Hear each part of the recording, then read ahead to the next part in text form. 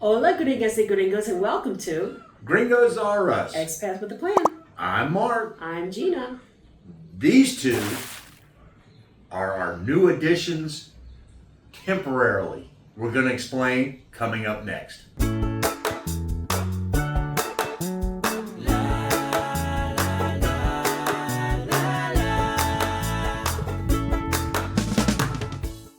And welcome back.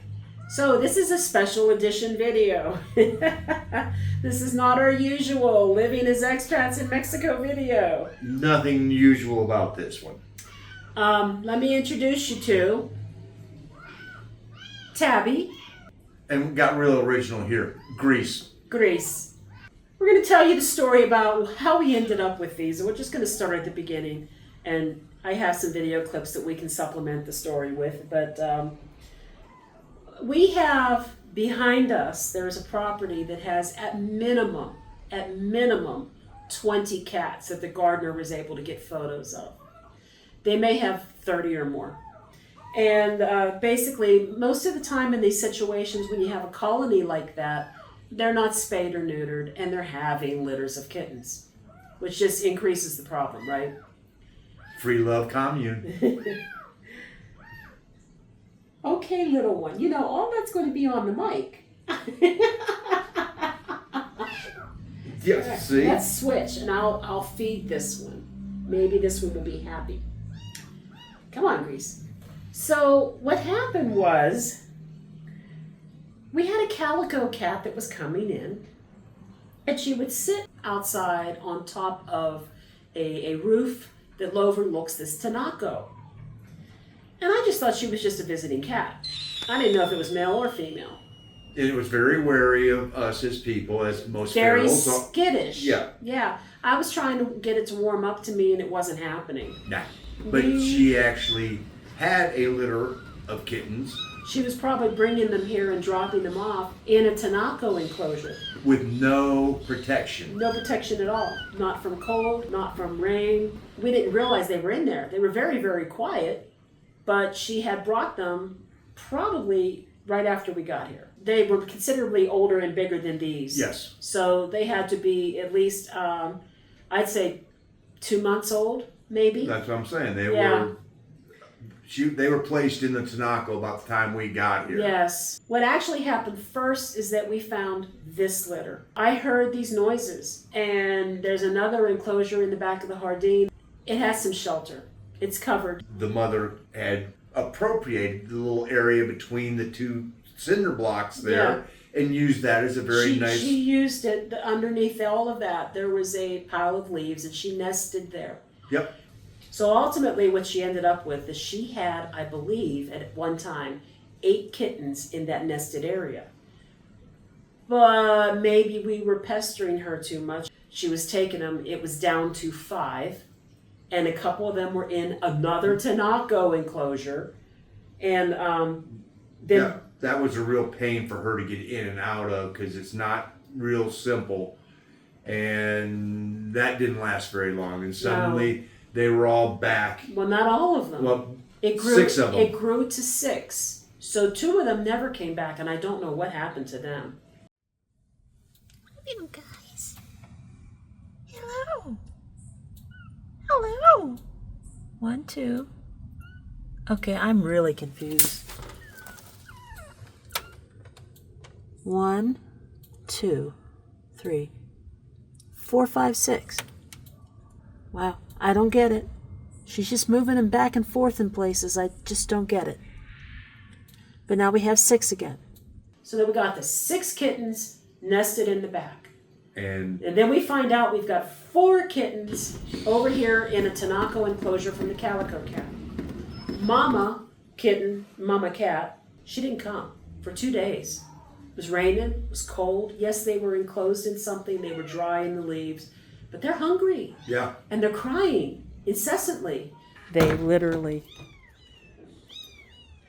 are crying every couple of hours.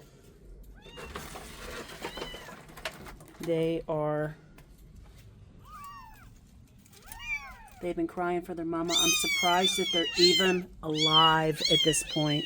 And I started reaching out for help. We got to save these kittens. They're going to die. The mother hasn't come back. I think she abandoned them. Well, I started nursing them. I have mixed up some formula, emergency formula. It's condensed milk, a little bit of sugar, egg yolks, and some gelatin, and just a drop of oil. And I have mixed it up. I'm now portioning it out to feed 6 kittens. It's warm. I'm also warming up some baby butt wipes so that I can stimulate them to go to the bathroom after a feeding. Get that warm. Got the formula sitting in a warm water bath right now, staying warm. Now I just got to find the pipettes. Found the pipettes. This should work. Okay, little babies, let's go. Here we go. Here we go. I know. Come on. Come on.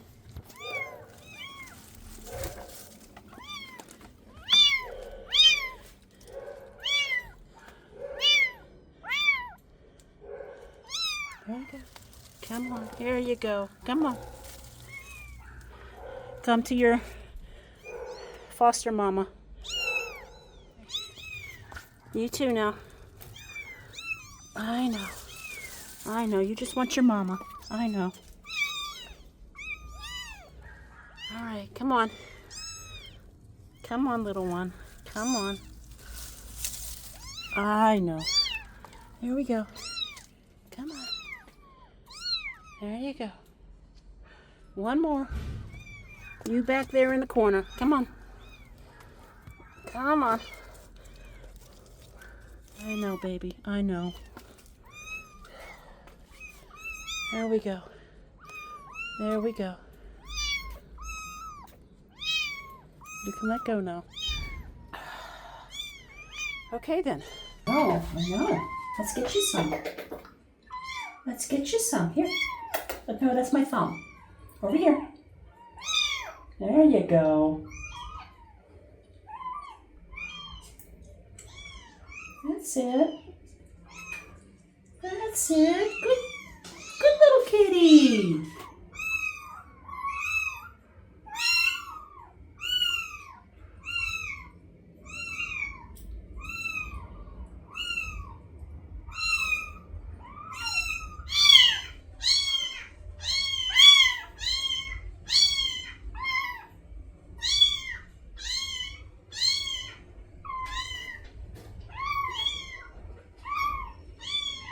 There you go. I smell it now. Little kitty pee.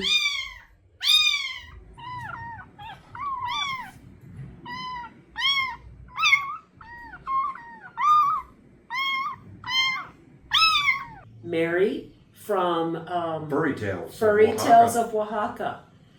They deal, their focus is on free sterilization so they can prevent a growth of feral colonies. So she really can't, she's not one to adopt or place, but she knows people. So she's been helping me try to get them homes.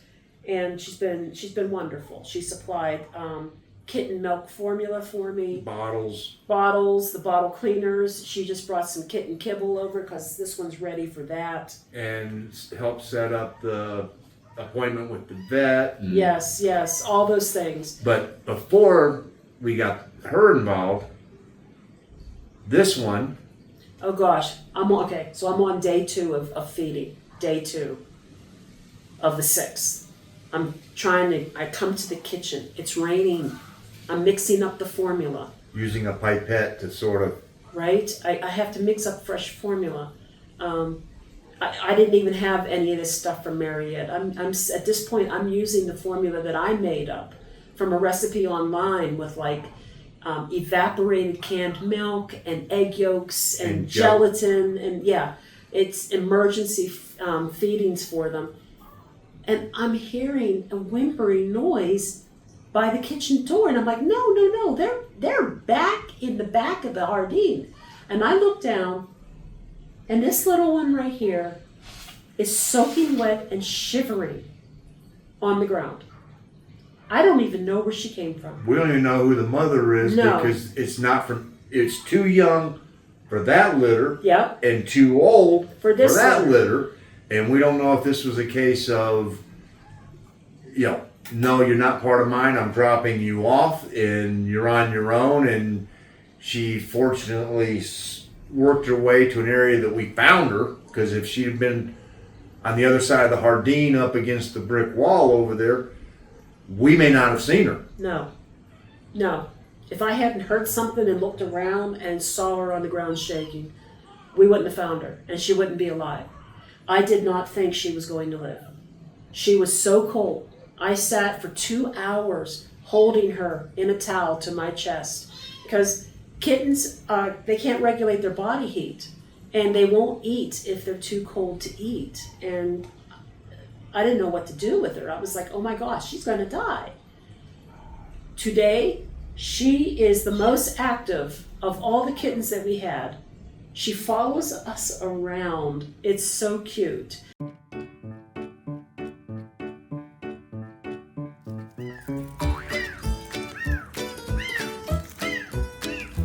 Okay. Come on.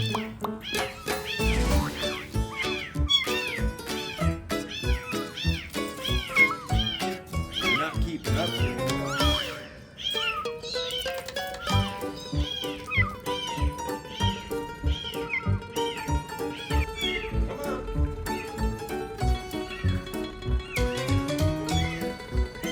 Keep poking.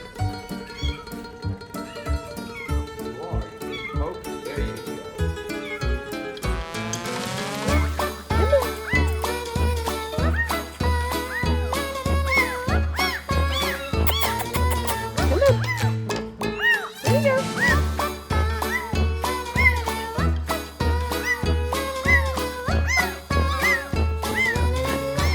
It's like we're little mommy and daddy duck, and she follows us everywhere.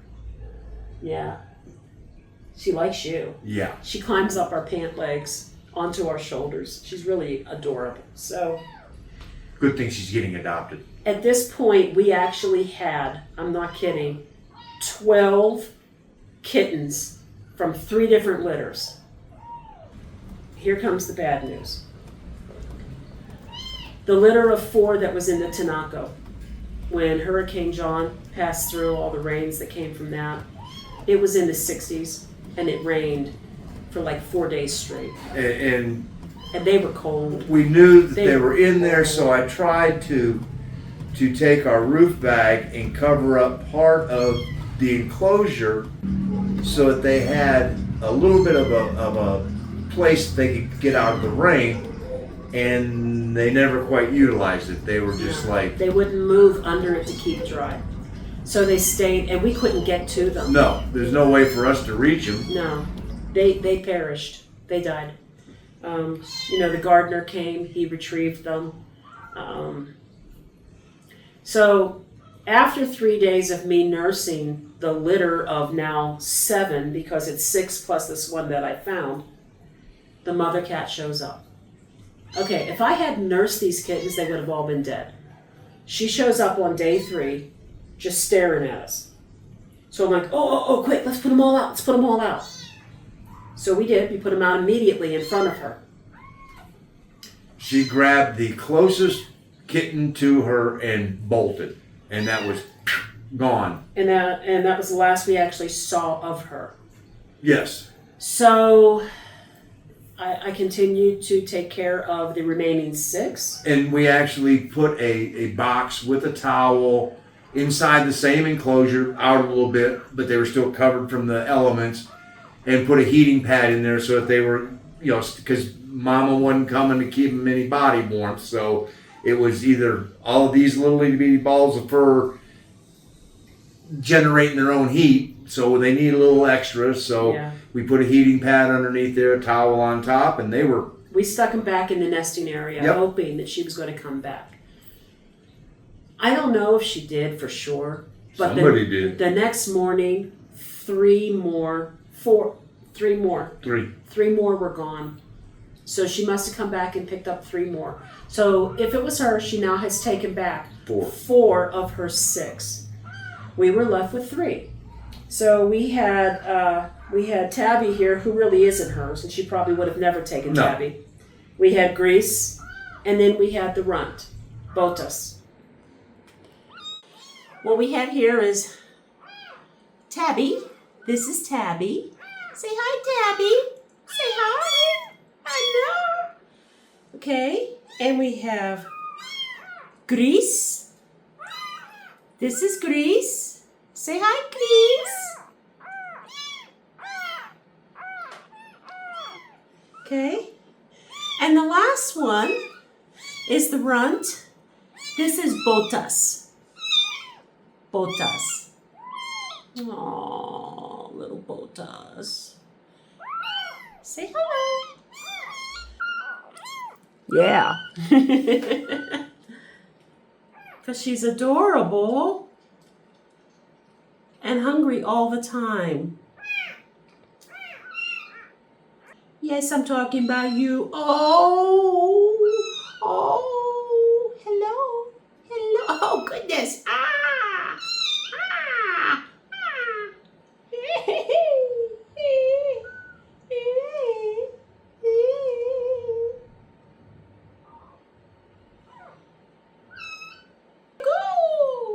Look how cute. Look how cute. Look at that. Yeah. Making little sucky slurpy sounds. Settle down. Come on.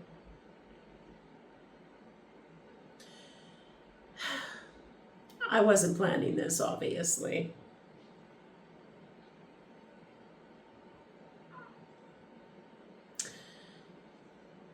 Yeah.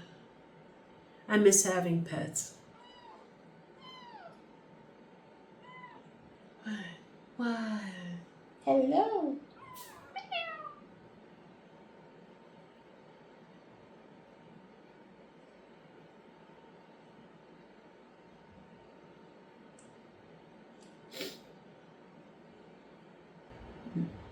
They're all purring.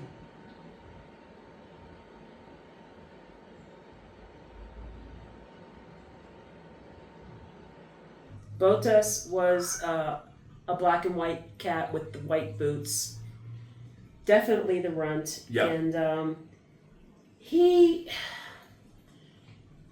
last night he sat on my chest after a feeding and he was purring. This morning I got up and he was listless and his body temperature was, I could tell it was too low. He wasn't walking right. But he was still alive. And so I picked him up and I stuck him in my chest in my bra to keep him warm while I had my hands free to make up breakfast and stuff for them. And he was making some very mild head movements and I would feel a paw move. He really wasn't interested in eating. He really wasn't moving around much. He started making little mew noises, weak ones, little ones. And then his head went limp. I guess those were his dying breaths. I don't know. But when I would feel him, you could feel his bones, his bone structure, his ribs, the bone up here, like the collar. Yeah, he was always the smallest. He was the smallest kitten. of the bunch. He didn't want to eat as much as the others. But yet he was so active last night, and he was crawling on me and purring, and I don't know. I don't know what happened. Overnight, he just gave it up, and so he died this morning in my arms. So Botas is no longer with us. So all we have left now are these 2.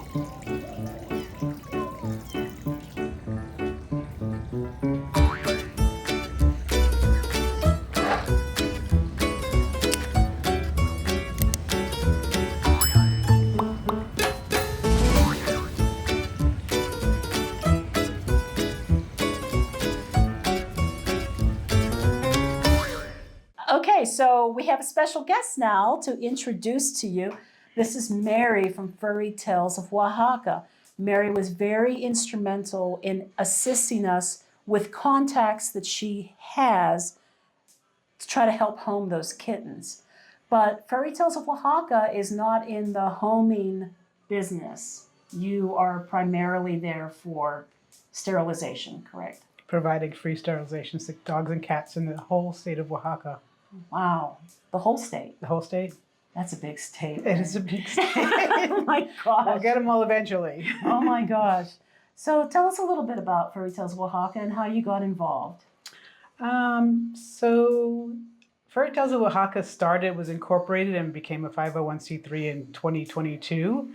I actually retired, quote unquote, left my paid job in actually right at the time of the pandemic. Okay. And I still wanted to be involved with animal work. I have a passion to help animals. And I reached out to many people here in the animal community Okay. and asking them what they needed to help the animals. Obviously, if you come to Oaxaca, you go to some developing countries, you just see the street populations, mostly of dogs because the cats are out mostly at night. And so the idea came that let's bring some more financial resources to bear for what we didn't know at the time was going to be free sterilizations. So after Fairy Tales was incorporated, it became a 501c3. There was all the paperwork with bylaws and establishing a board.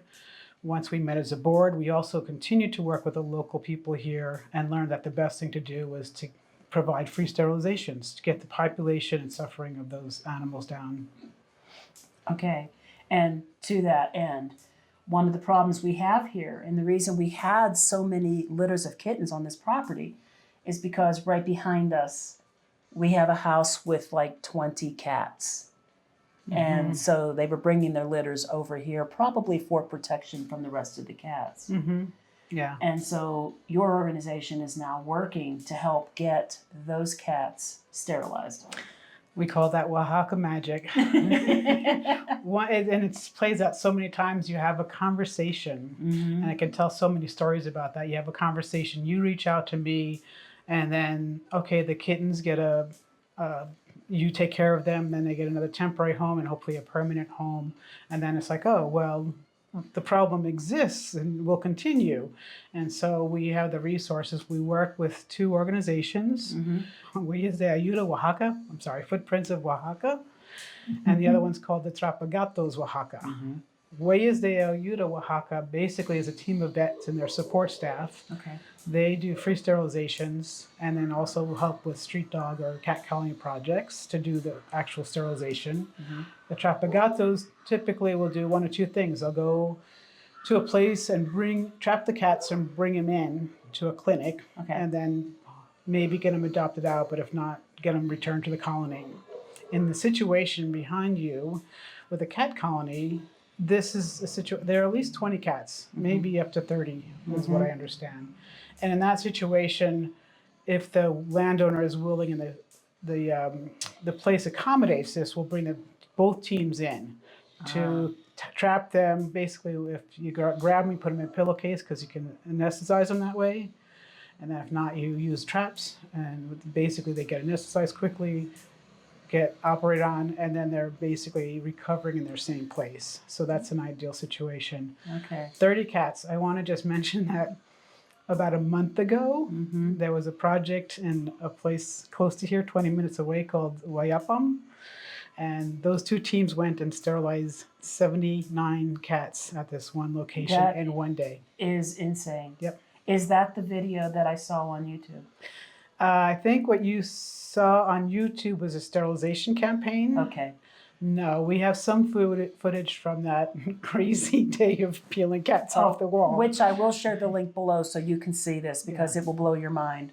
Yeah. Yeah, So you said 79 cats on that last campaign? 79 cats. And here's, we fondly call these cat colony projects Mil Gatos projects. In other words, 1,000 cats. Because this started 2 years ago. I mean, this work has been going on, but we've been doing campaigns for 2 years now. We started literally almost to the day 2 years ago with our first campaign, shortly after that first campaign, the Presidenta of Huellas de Ayuda received a call from a woman in a village about an hour and a half away that had 40 cats. And she made this WhatsApp group called Mil Gatos. So Wow. she's like, you see 40, but they're coming But they're with all the everywhere. open roofs. They're coming from everywhere. So Wow. they're finally called Mil Gatos projects. And so, just for perspective, how long of a day is it to sterilize 79 cats? They met up in Centro here at 5 a.m. and returned home at 7 p.m. Sadly, so that was an incredibly successful, very stressful day, Yeah. very rewarding as well. One of the women from Atrapagatos, she only has a scooter. She came and parked it in front of one of the team members' house, and her scooter was robbed that day. Oh no. So the good news is somebody donated a scooter to her because that's how she transports the cats. Wow. Okay. And how long does it take to sterilize a cat? It's a difference of males and females, and this is in the sterilization video, so I may not have it exact, but Sure. it's literally like once the animal is prepped, meaning, they give medicine to it, they shave it. I think the male is less than 2 minutes of fast sterilization, and the female is 8 to 9 minutes. Wow. And then the recovery takes much longer. I Yeah. just can't even imagine doing that so quickly. And they have to. Yeah. I mean, with volume like that. Yeah. And I'll put a plug in to watch that sterilization campaign Yeah. because it's basically we're at a location just outside of Centro here, a really impoverished area. Mm-hmm. And we captured with a professional videographer what it's like at the campaigns. And we talk about, how the team works and the process of the whole day of people coming in, getting weighed, registered, etc. And in that video, you'll also see that people bring in the street animals. I saw that. Yeah, Yes. yeah. Does that cost a nominal fee for them to bring theirs in, or was a free sponsored clinic that day? We funded everything that day. Wow. So basically, it costs 250 pesos per animal to get sterilized. That's about 15 US, maybe a little bit less now given the exchange. So Huellas de Ayuda charges, they do many more campaigns around the state of Oaxaca. They charge on average 250 pesos per animal. Okay. When we fund them, everything is free. Whether you bring in 15 dogs, 20 cats, Wow. street animals, it doesn't matter. It's all about getting those animals sterilized so they don't go out on the street and they don't procreate and increase the population. And so therefore you're going to be relying on donations. Yes, we are funded strictly by donations. We are funded also by some fundraisers that we have. So in the past, we've had 2 silent auctions to raise money. And then this December, we're going to have a party to raise money. do you have a regular link for making a donation online? Yeah, we have a website called Furry Tales of Oaxaca, FURRYTAILS of Oaxaca. It's a little bit of a play on fairy tales. Fairy tales can come true, right? So it's .org. And on that site, there'll be a donate button. Okay. Yeah. Okay. And then I will also provide a QR code that you can scan. Yeah, Okay. yeah. Good deal. So what Yeah. else did you like to tell us about Furry Tales of Oaxaca? Let's see. So our vision is cats and dogs in Oaxaca, Mexico will be healthy, cared for, and loved in forever homes. And that's how it should be, right? That is how it should be. They are innocent creatures. Yeah, And exactly. so, yeah. And just for an example, all those litters of kittens that we had here, there was a good chance they were going to be taken away and disposed of in some way that I did not want to know, Yeah. which is why I had to try to do what I could do to help them. Which gets to the other motivation for this free sterilizations because many things are on Facebook here because people can't afford the websites. And so there are probably 30 or 40 different types of Facebook Yeah. sites, about lost pets, rescued pets, etc. And so I get all those feeds and I just found a box of puppies. I just found a bag of kittens. And can you help? Can you provide formula, leche, milk to feed them? Can you Nursing adopt mother. them? Can you, Yeah. yep, a nursing mother, nodriza. And so there's just there aren't enough homes for the animals. And so as much as that is painful, I see people responding. So some of them are taken care of. I don't know what happens when somebody picks them up and doesn't get a response where they could be adopted. They probably put them back out on the street. So this is what we're trying to avoid. Tell us a little bit about what the impact is for Furry Tales of Oaxaca in this whole big picture.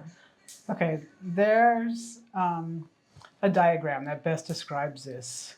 So, and I'm just going to explain what's on the diagram, and you'll see the diagram. But generally speaking, in 1 year, a cat and its partner can produce 16 cats.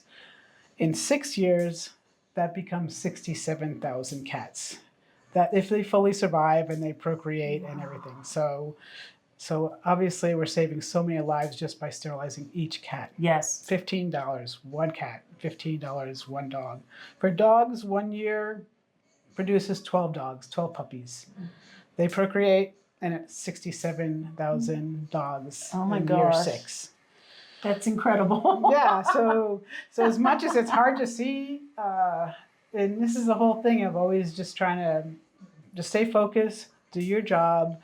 You see the grief on the street. You see the animals suffering. You see them get hit by a car. The dogs are sometimes taking the cats out. You're aware of that, and it's like, does it stab my heart? Yeah, it does. Yeah. But I also just have to just go, okay, geez, keep raising money, keep doing this work, because every one of those animals that is not going to be out on the street is going to be, free of the 67,000 offspring That's in several insane. years down the road. So, what are the biggest obstacles that you run into doing this type of work? So the biggest obstacles are actually just keep raising money, constantly raising money, and figuring out ways to raise money. And like when we started, it's like, of course, you're reaching out to your friends and very generous friends, and then friends of friends. And how do you kind of keep expanding that sphere? How do you keep finding new donors? How do you keep, increasing your audience? So we have to sit down regularly and say, well, what are the best mechanisms? We attempted to hire somebody for a couple of months to just increase our exposure on social media, but found it so time consuming without the rewards. Now, maybe with more of an investment of time that would work. So we do presentations, the fundraisers, and we're just always looking for different ways to bring more money to the cause. And that's the other challenge is we started with a 3-women board. Just in the last couple of months, we added 2 more people. So it's a big relief to spread the work around. Yeah. The other there's one challenge of working in 2 different currencies. So, and 2 different cultures. Right? And then there's its own subculture of working in the electronic, digital, virtual world. Oh, yes. So I've never learned so much about different programs. I've never watched so many YouTube tutorials, whether it's accounting software or website development, or this morning I was engaged about what sites can actually, how we can sell tickets or sell raffle tickets. And everybody wants a cut of it. So, whenever you try to, and rightly so, they're doing their own business. Yeah. You're like, you need some help with getting event tickets sold or raffle tickets. And so, so I spent, 40 minutes this morning looking at a program. Yeah. It's important that you brought up the fact that, when you get external resources to help expand your reach, there's costs for that. Like a lot of people don't realize that if you do GoFundMe or Venmo or what other systems are there? Even Stripe and PayPal. Buy Me a Coffee, all of those.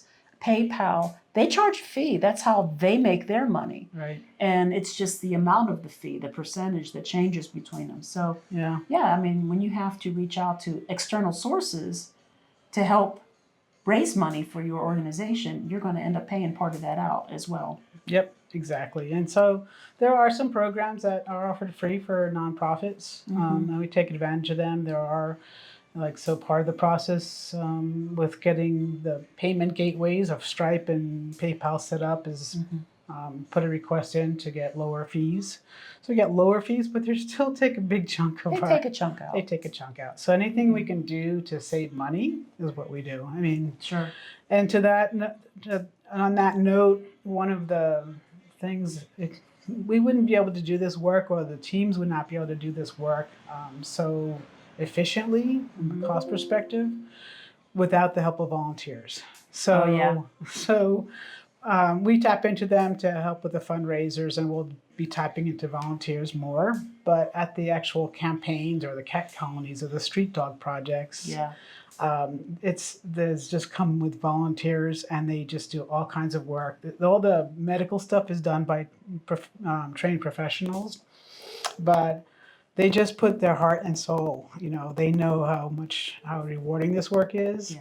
And so there's what I see with the volunteers, and then what is also rewarding is when the family comes in with the dogs or cats, and they don't have to pay for it, and they haven't done it because they cannot afford to pay for They it. can't afford it. We- And in the case of the cats behind us, I think Yeah. they were worried about people trapping them and taking the cats away, Mm-hmm. right? Yep. And they were worried about losing the cats. Yeah. So, Yeah, no, and so it's rewarding in so many ways. Just to the effect of just along the lines of the family. We've learned that when Huellas de Ayuda has had campaigns, like a person will come in with one dog, and you talk to them, right? yeah. And they're like, oh yeah, I've got 4 more at home, but I can only afford one. Oh, And they're like, bring them now, get them here now. So like, and they'll do it for free if they need to. So all right. yeah. That's awesome, man. It is. It's really rewarding. Yeah. And so this is your passion. It is my passion. It keeps me Yes. very busy. Yes. People I- ask I me if I can't- retired, and I was like, I don't use that No. word. I just say I stopped working for money. Look, she's passionate. I can't tell you how much help she was. She doesn't place kittens, but she was doing everything in her power to help us find someone who would take them. So it's amazing. And I have to thank the women of Atrapagatos, Mhm. Sandra and Jasmine. Jasmine is the woman that took the kittens, and she has 14 other ones. And Oh. I mean, they try to get them adopted out, and they go through a process in adoption, but they're feeding them, so they're always reaching out for food and Yeah, resources yeah. and medical attention when they Yeah. come in and they've been hit by a car or something. So Sure. Yeah. And you know, the good thing is if they don't get these kittens homed, they're probably going to return them to the colony when they're old enough to be sterilized, yeah, yep, which is a great thing. yeah, yep. Yeah. So That's so awesome. Is there anything else you want to tell us about your work? I want to give you some numbers on what we've accomplished since our first campaign. Accomplishments. Accomplishments, All right, yay! yeah. And like, let's keep doubling that every couple of years. So All right. our first campaign, as I mentioned, was about 2 years ago. I think almost to the day. I want to say the 22nd of October. I could be off. Since that time, we have funded, because we don't sterilize the animal, but we funded the sterilization of 2,328 animals. Wow. We break it down into dogs and cats, 1,191 dogs, 1,137 cats, and we also keep track of how many families we've helped. So 1,295 families. Wow. And I Wow. will say that number of families is not like really spot on, because it doesn't capture like the cat colonies or the street dogs, or so one person brings in 4 animals at a campaign and it's represented as one family. It's one family. But it's mostly that the street animals are not represented in like what Atrapagatos does. You could say one family. You Yeah, don't know. and we know there's a lot of street animals. So Yeah. yeah. So I am grateful to everybody that contributes, whether they're volunteering or donating. I know it's really expensive to get sterilizations done in the United States, Canada. But your $15 goes a long way here, and that one animal. You know, what are we talking about? Coffee for two at Starbucks? And a cookie? And a Right. cookie? You know? Right. You know? Yeah. Yeah. It's for a worthy cause. So please, if you wouldn't mind, she and Fairy Tales of Oaxaca really could use the funds. They're doing really good work. And thank you, Gina, for everything you've done. Because I know it was like, I will just say that I have several, I have 3 kitties at home. They've been rescue kitties. One came to me, it's a long story, but after she was only 1 week old. So I had to do the feeding Yes. and cleaning and pooping and peeing thing. Yes. And there's one. And after one night, because you have to do it every 2 to 3 hours, Yeah. I had one. And after one night, the next morning. Initially, I had, 7 Yeah. initially, and then it was 3. It takes up a lot of time, and so we weren't going out and doing anything. Fortunately, it was raining a lot, so we weren't going out and doing anything, but everything I was doing all day long was taking care of these kittens. It was an all-day thing, but I didn't mind. Yeah. They were adorable, Yeah. and I really wanted the best outcome for them, so. And so that's another reward. I get to see all of those people that actually give from the heart, and that is also a big part of Oaxaca. And I was just at that it was after I think the first night with that 1 week old kitten that I just looked up and I said, "Thank you, Mom," because I realized at that moment, like she had 5 kids and Oh, what it was wow. like, what it's like. So. And the people that have, 3, 4, 7 kittens, I mean, you have to even try to figure out how to keep track of, is that one I fed? Yeah. No, because we had a bunch of gray and a bunch of black, and it was like, which one did I just feed? Yeah. You know? So we just try to keep that situation from not happening as much as possible. Oh. But thank you for everything No, you've done, and thank you no. for the opportunity for me to speak about fairy tales and spread the word. Absolutely. even if you- It's the least I could do, and all the help you provided and support when this isn't even something you normally would do. So Yeah. Well, anything just to spread the word is really helpful too. down below in the description, I will have their website and that video about the sterilization clinic, which is really fascinating. It's a good thing to watch. Okay. Thank you. Thank you, Mary. All right. All right. Bye. Adios. Adios.